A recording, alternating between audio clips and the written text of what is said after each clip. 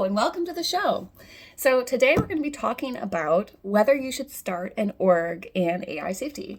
This also applies to most areas, like most basically starting an impactful org. I'm going to say org or charity. Keep in mind when I say charity, I also mean for-profits. For-profits are often a very good vehicle for causing change in the world. I'm pretty agnostic. It just depends on the charity and your particular location and all sorts of stuff. So just replace charity with org or org with charity and or for-profit or some weird hidden third option that I haven't heard of. And let's get on with it. So first off, you're coming here and you're thinking, well, should I start something or not? And the way to answer this question is not a yes or no. There's never going to be one size fits all for everybody.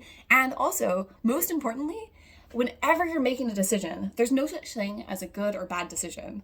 It's good or bad compared to something else, right? So the most important thing when you're trying to decide whether to start a charity or not is to have a lot of clarity on what the other options are. And so like, you can't just come in and say like, hey, should I start something? It's like, well, compared to what? So I find that most of the time when people come to me and they'll say, hey, what do you think of this charity idea? And I'll say, well, like, what are the other options? And most often it's just, they're just comparing this one idea to the status quo. So staying at their current job or continuing their education. And so like, you need way more options than that. So first step, get clarity on what your counterfactuals are. Step two is like thinking about the broad principle of why it might be useful to start a charity. I think the biggest thing in AI safety in particular is that if you can start a charity in AI safety, it's quite likely that you should. And the reason for this is that in AI safety right now, we're getting tons of interest. This is like, we're posting this in 2023. Hopefully this continues to be the case. We're getting tons and tons of interest. There's lots of incredibly qualified people to be working on this. And there's like 10 jobs a year. There's just not it's more than 10, thankfully, but not much more. It's extremely competitive to get any of these jobs. And we're just super, super bottlenecked by that. We have lots of like, outreach, we've got lots of like mid-funnel stuff, and then at the end where it's like, okay, what are you actually going to do to help with AI safety? It's like, I don't know, don't mess it up. That seems to be the general principle that people are promoting here. And so like, we really need to have more places that people can help and contribute in this like extremely important cause area. And one of the best ways to do that is to start an org. There's definitely other things. So I think that basically when it comes to like this funnel of like, how do we get people to be able to actually contribute to AI safety? So you've got start an org, which obviously I go around and help people start. But there's also help existing orgs grow faster. So that's definitely still an option. And the other thing is just make it easier to do independent stuff. So not necessarily starting an org, but doing stuff where you're just like doing one-on-one, like you're just doing like your own independent research or something. So those are kind of like the three areas. But starting an org is a very, very useful thing for doing that.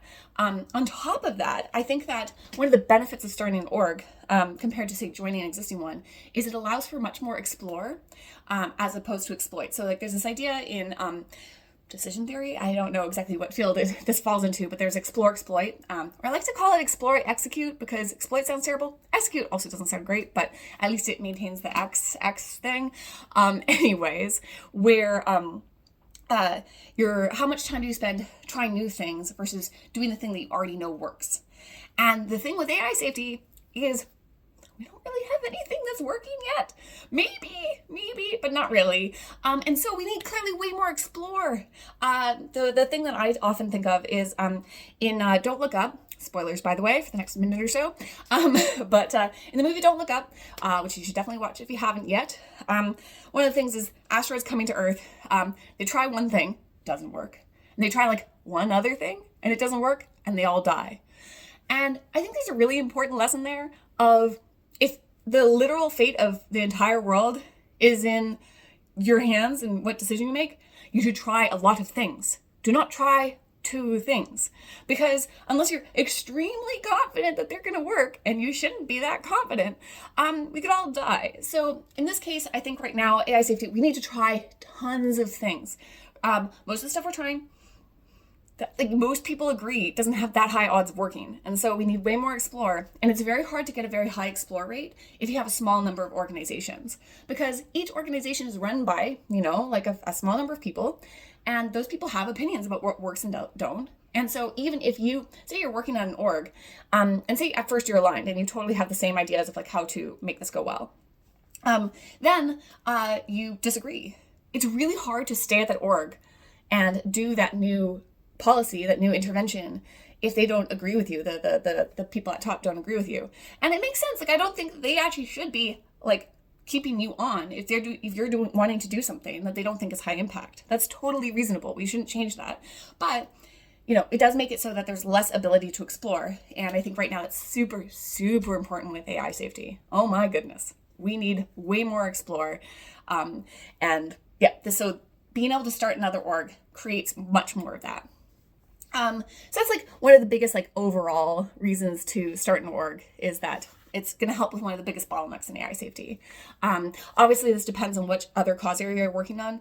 Other places have different bottlenecks, right? So like, I don't know, animal rights is going to have less of this. Animal rights usually is more bottlenecked by funding rather than by the amount of jobs and stuff. But at least in AI safety, which is the focus of this podcast, that's the general thing there.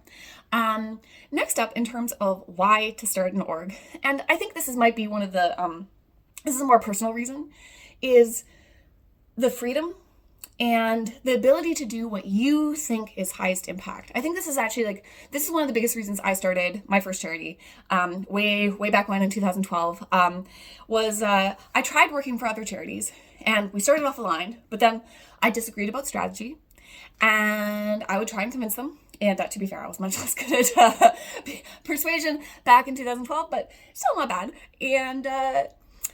And I couldn't, and that's fair, right? People have different ideas about how it's best to help the world. Like, it's extremely hard to know what actually is correct. And so you can't actually say, oh, hey, they were totally wrong and I was totally right. However, at the end of the day, I was like, well, but I need to work on what I think is actually highest impact. And there's this urge, this feeling that, you want to do what you think is right and good. And I think a lot of people don't have super strong opinions, right? So a lot of people are going to think, well, I don't know, this seems pretty good. And I have some other ideas, but I don't know, right?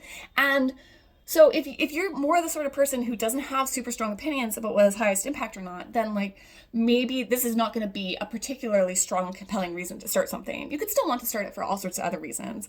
But I find that often the people who are just like entrepreneurial to the core are the people who are I can't work on the thing that I don't think is best. And so that's definitely one of the benefits of starting your own charity, for sure. I just can't imagine not doing this anymore. I think that it's just the best. I get to decide what I think is best every single day. I never have to do anything that I don't think is really important. Well, actually, there's bureaucracy. I mean, there's inevitable bureaucracy and all sorts of stuff that you still end up having to do. But fundamentally, at the end of the day, you get to decide what is highest impact and do that thing. And that is just incredible. I just can't imagine going back. I think that it's basically at this point it's impossible to hire me unless you happen to be a billionaire who wants to spend all of your money and you want me to help you and be in charge of your foundation. If you're listening and you're a billionaire, please get in touch. But other than that, it's just this is just the best job. You can just do what you think is best, and that's just irreplaceable. And then also you get the more individual freedom, right? So you get to set your own hours. This is really cool. So I just take one of the things that I love. And this only works for certain sorts of charities, right? So if you have a giant charity where you're coordinating with a ton of people, then this won't work. But for me, I have a small charity. I've kept it small, and I can just take whichever of the day off that I feel like. So I actually don't have a regular Monday through Friday work schedule. It's not I take, and for a while I actually took Wednesdays off and Saturdays so that I was always I was never that far away from a weekend, which was very cool.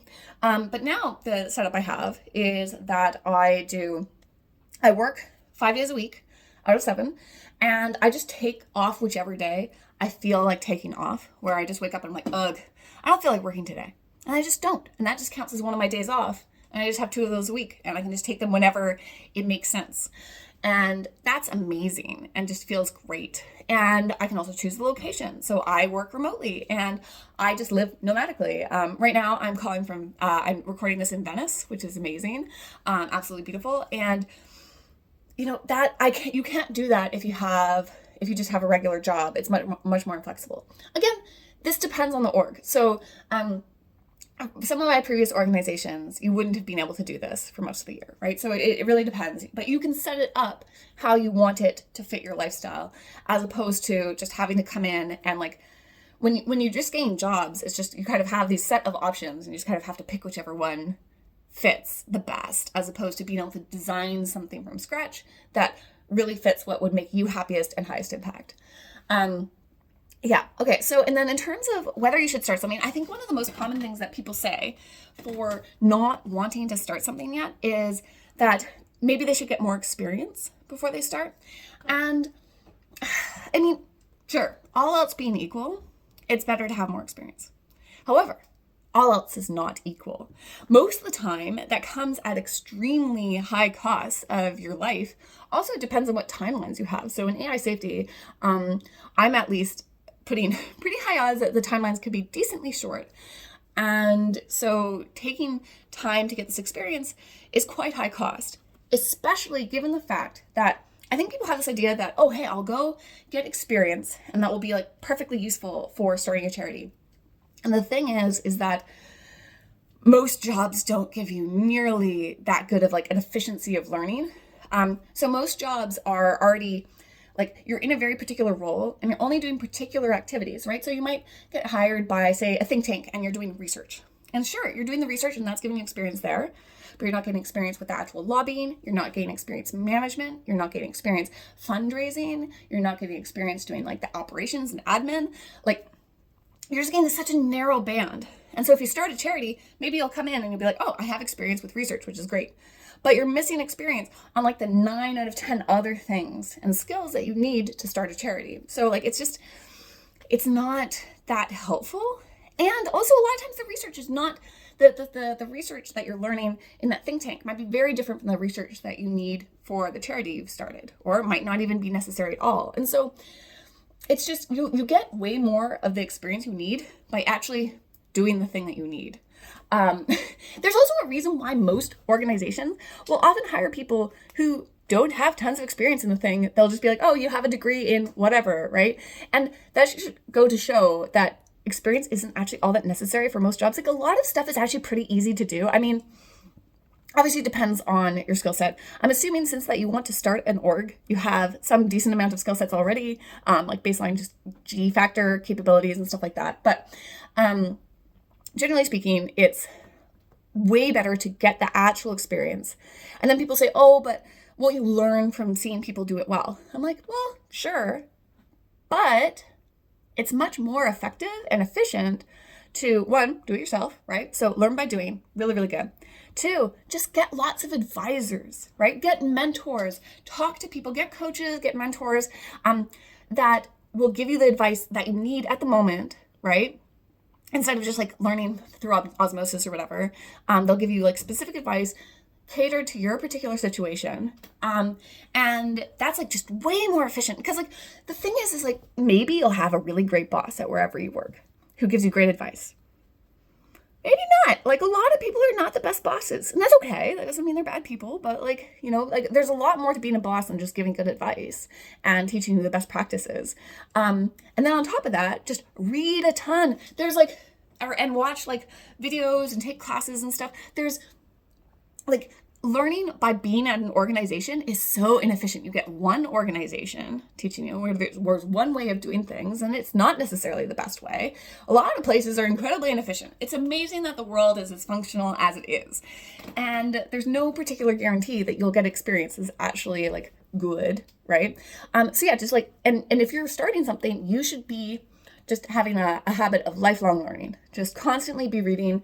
Get like audiobooks so that you're always like on your commute or in the evenings when you're doing chores or whatever. You're always learning, just constantly learning more things.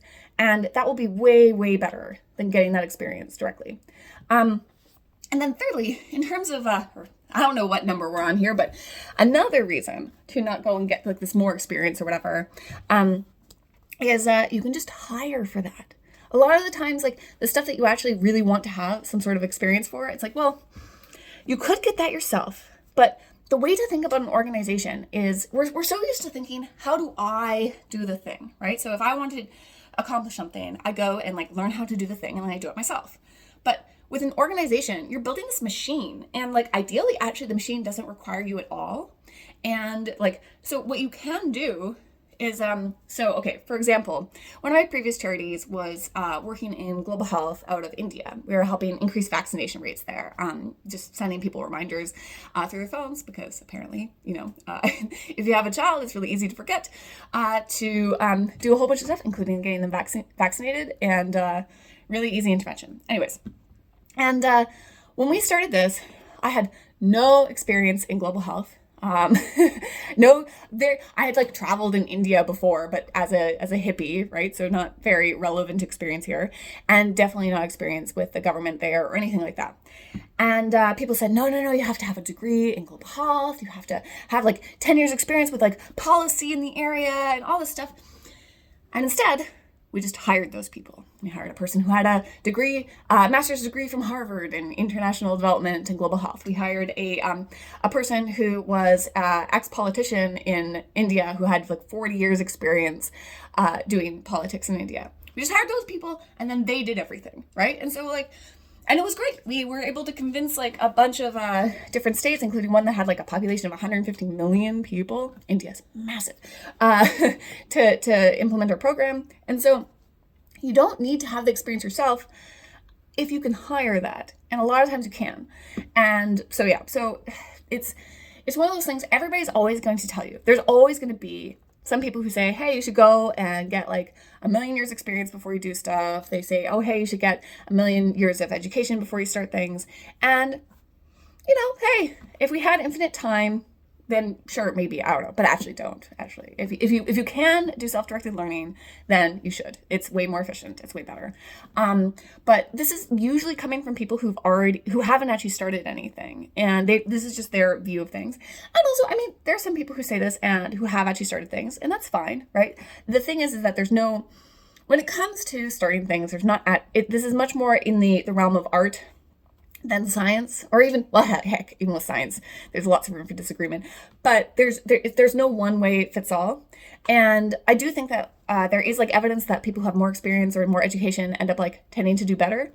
But that's like also a selection effect of like, oh, hey, maybe these people tend to be like more responsible or whatever. But there's plenty of people who have started things who didn't have that experience or the education. There's like a million examples. And so it's just not that relevant of a thing. And especially with shorter timelines, I think that most people would do better if they can do self-directed learning and they can do self-directed everything, which you have to be able to do to start something. So this is kind of a prerequisite for starting a charity in the first place. Then it's better to just jump in and learn as you go, and you'll get tons of experience. And those same people who said that you should get all that education and everything beforehand will then change their mind after they see you doing well, right? So, and so that's on that. And then what else do we have here? So another thing to keep in mind when deciding whether to start a charity or not is that you shouldn't think of it as, should I start a charity? Because it just depends on the charity. There's a lot of variance here, right? So I've started 4 charities so far, only 4, and some of them have been just incredible. I've had an amazing time. It's been really great. And then others are just, I hated, and I was just miserable while I was doing it, and it was just really not a good fit. And they're all charities, but they're very different, right? So running a vaccine charity in India is very different from running a charity incubator in London. Totally different experiences. And there's so much variety too. It's not just like, oh, hey, like where and what's like the intervention. It can also be how large it is. I think a lot of people have this idea that to start a charity, you have to kind of want to be starting the next, I don't know, Give Well or Miri or like something big and doing something really important. And like, it can be small. So last year we incubated a EA hiring agency, and it's just one guy right now, right? And he's just doing stuff, and it's more like a freelancer thing. And that is like totally fine and good. I've actually kept nonlinear really small. So like the work that I'm doing is actually just basically me and a few contractors, right? It doesn't have to be large. Or you can look at like AI impacts run by Katja Grace. stayed just like a handful of people, like 3 or 4 people for a really long time. And even now, it's still not that large. And it still had massive amounts of impact. It doesn't have to be this giant, large thing. There's this assumption that to start something, it has to be you're trying to create like the Facebook of impact, right? Like just something massive and big. And that's coming from the for-profit entrepreneurship world, where there's this incentive to, like, from the venture capitalist perspective, the VCs, they have to make a profit, they have to have somebody who's a unicorn. They have to have somebody who makes like $1 billion. I don't know exactly the metric for being a unicorn, but lots and lots of money to make up for all the misses. But you're not a VC. Yeah, you're in the charity sector, and this is totally different. And like, obviously it'd be great if you could start something that does that, but maybe that's not for you. I know for me, I've learned that I don't like having like a giant organization, because then you end up having way more responsibility. There's all sorts of, you lose a lot of the flexibility and the freedom, which is part of what I like about it. But other people might be just like, man, like just maximize as much as possible, and like they love it. I've also met people like that, where it's just like the bigger the organization, the more it feels good for them, right? And it's working. And then for some people, it's better to stay small and have like, it's almost like a lifestyle business, but for impact. And I love it, right? So just, it really depends. And there's no such thing as you really love charity entrepreneurship or you really hate it. It's like, well, depends on the org, right? Some are very different. So really dig into what charity you're actually going to start. And then it's a bit like saying, like, should you get a job or not, right? It's like, well, like, I mean, I don't know, different jobs have different like experiences, right? So yeah, you've got to really have to do on that. And then, okay, so I've been talking more about reasons to start something. There's also reasons not to. So I think probably the biggest thing is that if you have like a really low risk tolerance and you find like this will just be like terrifying the entire time. I mean, I actually know some really successful charity entrepreneurs who are just scared all the time, and they do it anyways, right? And so that can work, but it'll work for less people. So maybe do that only if you really, really, really think this is the best thing to do. But yeah, like if you're really scared of everything, it's gonna get scarier, right? So just be careful about that. On the other hand, I actually think that the lack of security in starting something is overplayed. So I think people have this idea that getting a job is really secure, and that like starting something really insecure. And so when you have a job, you're actually reliant, it's a very brittle thing. If this one person, your boss, doesn't like what you're doing, you have to do something else, that they can just fire you and you're shit out of luck. Whereas if you start something and say one of your funders doesn't like what you're doing, you just get another funder. There's lots of funders out there. Just go fundraise, and you can usually often find somebody who will think that what you're doing is good. And so you actually have a lot more robustness in that sense if like what really matters to you is being able to do the thing that you think is highest impact. So there is a lot more security in that. Also, again, totally depends on your background. So I am much more hesitant to recommend charity entrepreneurship to somebody who has genuine life insecurity. So I'm thinking like, I was once talking to somebody who literally grew up in the slums in India and had like somehow like being able to get out, and like there were all these like scholarships and like extremely hard work, and was just graduating from like a really impressive degree in the US. And they were asking me, and I'm like, I don't know, like you have your whole family depending on you, and this is the sort of thing where this is much more risky, right? And if you mess up and if it doesn't work out, you could actually end up in the slums again, which is quite terrible, right? So it depends on your situation, right? And all that. But if you're from like, I don't know, a regular developed country, and you've got like a robust welfare system in the background, you've got like a family that you can fall back on if things don't work out. I think a lot of the time it's just like, well, the worst that will happen is you have to stay on your parents' couch for like, or your friend's couch even, for a few months while you find a regular job. And that's not actually that risky, right? Just, that's fine. That is not the end of the world. That is totally reasonable. That is kind of an adventure when you think about it.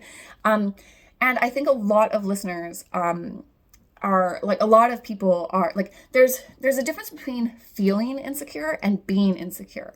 There's a total difference between those. And I think a lot of people have actual tons of security in their lives. Like, it would actually be almost impossible. People have this idea that they're like this step away from homeless. And it's like, no, most people, it would take a lot to be homeless. You have friends, you have family. There's couch surfing. There's also EA houses. Just look up EA houses. It's a place where you can go and stay. Like, EA's basically rent to give. So they have free space, and people can, like, if you're working on EA stuff, you can just come and live there for free. For a lot of them even offer it for free for like months or indefinite stays, right? So there's so many places to go before you end up being homeless.